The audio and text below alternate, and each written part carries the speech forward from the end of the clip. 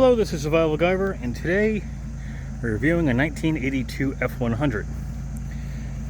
So this used to be my dad's. You can see his house in the background.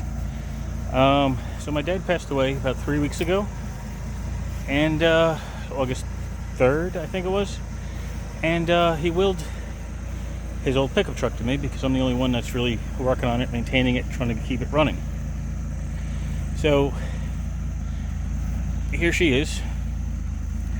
Now, I'm going to probably make a separate channel on how I've been working on this and resto modding it. I am trying to bring it up to some better standards, but this is definitely an oddity. 8th or 9th owner, I don't even know anymore. My dad was 8th or 9th owner. 34,000 miles on it, but it's got a 5-digit odometer, so that doesn't really mean much because it's probably gone over a few times by now. And this is a 2-wheel drive truck, which is part of this weirdness because it's got a 4-wheel drive rear suspension. You might notice the wheels are kind of odd looking. They're Ford Explorer wheels from one of my stepbrothers. Here's the interior in all its glory. It's got a black dash cover light cover on it, which isn't even held on with anything yet because the dash is pretty bad. And eventually I'll redo all of this. See if you can see the odometer there.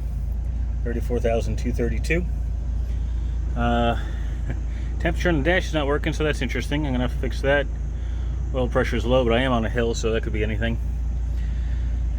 And yeah, it's gonna take a long time, but it is my project towards my dad.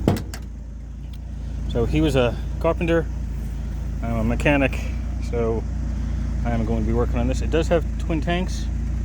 However, the rear tank is not there. It's actually sitting in the sunroom at the moment. Got a little bit of that to do. Let's take a look under the hood. I just got it running, so I'm leaving it on. It hasn't been started in weeks.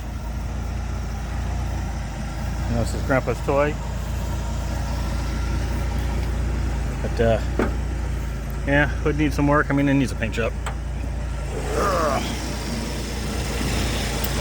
Here we go on the inside. It is a 4.9 liter, 300 cubic inch Ford inline 6. It did come with air conditioning, so there are some hoses around. Like, here's the mount for the air conditioner, which isn't there. But you can see all the old lines. They need to replace the lines and the evaporator. And whatever's left of the condenser inside there.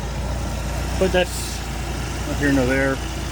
It does have some of the old emissions, but the county that he lives in, they don't do emissions inspections. Plus, it's 42 years old, so they're not going to do anything with that anyway. So I'll be cleaning up the engine bay eventually. New brake booster, new master cylinder. I know it looks rusted, but it's because it's plain steel. If you can't already tell, I already have stainless steel brake lines on it. Needed it. Hoses. One of the big electrical problems with this vehicle.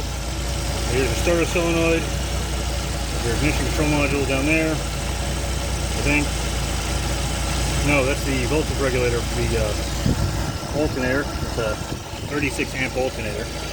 I had to add a resettable circuit because I changed the wiring for the headlights. They actually run a set of relays now. I don't know if you can see them in there. Yeah, they're right here. They're, I guess I can't find my, there they are. So, that is about it. You can see it's got a little bit of body rot. I can't open this door because the latch is broken at the moment. And you can see I've already done some work on the frame and replaced some brackets. Sounds pretty good, considering. There's some more like body rot in there, but considering, I don't know if you can see it, it's got the stack killer converter on it. So, it needs some work.